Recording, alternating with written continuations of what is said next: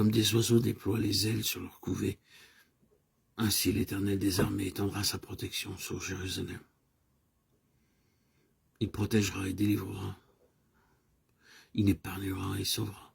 Ésaïe 31:5.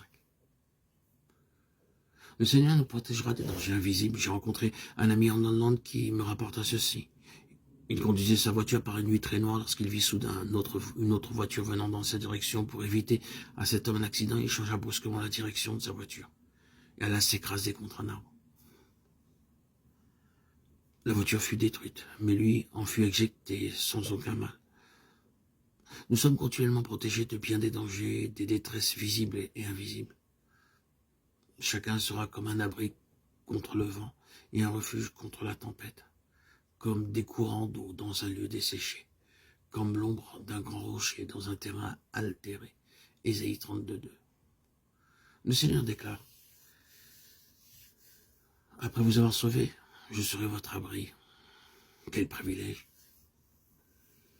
Beaucoup de personnes en danger viendront vers vous, rechercher votre aide et diront « Priez pour moi s'il vous plaît, priez pour moi ».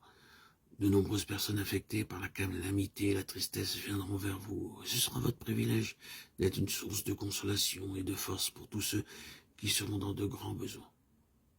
Lorsque vous êtes sauvés par sa grâce, il devient votre bouclier et fait de vous un bouclier pour les autres. Tes yeux verront le roi dans sa beauté. Ils contempleront le pays lointain. Ésaïe 33:17. Notre espérance est de voir notre Seigneur dans sa gloire. Nos yeux verront le roi de gloire. Notre Seigneur Jésus-Christ est appelé le roi des rois et le Seigneur des seigneurs. En 3 endroits différents de la parole, lorsqu'il viendra pour la 2e fois avec ses anges puissants et ses saints, nous verrons alors sa pleine gloire. Toute l'armée des cieux se dissout, les cieux sont coulés comme un livre et toute leur armée tombe comme la feuille de la vigne, comme tombe celle du figuier. Ésaïe 34:4. Il nous est rappelé ici comment le Seigneur a fait de nous sa possession. Le soleil, la lune et les étoiles sont à lui. Mais il n'a pas fait d'eux sa portion. Cependant, devant Dieu, nous sommes très précieux. En recevant le Seigneur Jésus-Christ, nous pouvons dire véritablement, joyeusement et hardiment que nous vivrons pour toujours avec des corps glorifiés et immortels dans un royaume céleste qui ne passera jamais.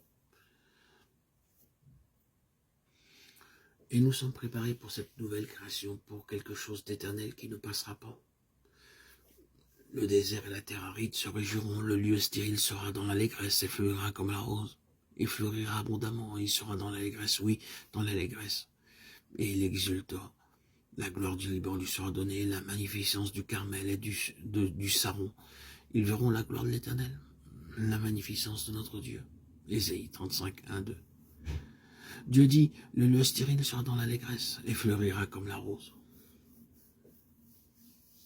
Avant de venir au Seigneur Jésus-Christ, nous étions comme un désert, sans aucun espoir de porter du fruit. Il n'y a pas de fleurs dans un désert, même pas des fleurs ordinaires. Le Seigneur dit ici que malgré votre stérilité et votre peu de valeur, il vous fera fleurir un jour comme la rose d'un jardin. Le Seigneur Jésus est notre jardinier. Comme il est écrit dans Ésaïe 27:3, Dieu dit, je t'arroserai de mes propres mains et je te garderai.